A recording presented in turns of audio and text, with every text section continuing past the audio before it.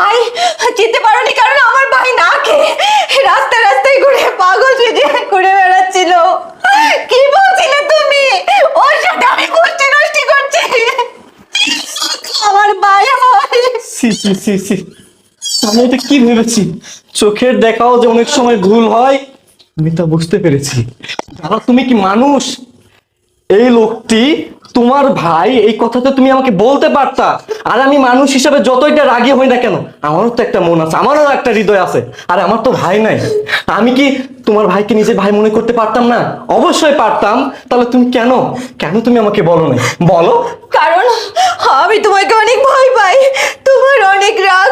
আমি মনে করেছি তুমি যদি আমার ভাইকে বাসা তুমি থেকে চুপ বের থাকো, করে দাও। চুপ থাকো। তুমি আমাকে যা বোঝাতে চাচ্ছ আমি বুঝতে পেরেছি। যারা তুমি আমাকে ক্ষমা করে দিও। আসলে না, তোমার ইদানিং কথাবার্তা চলাফেরা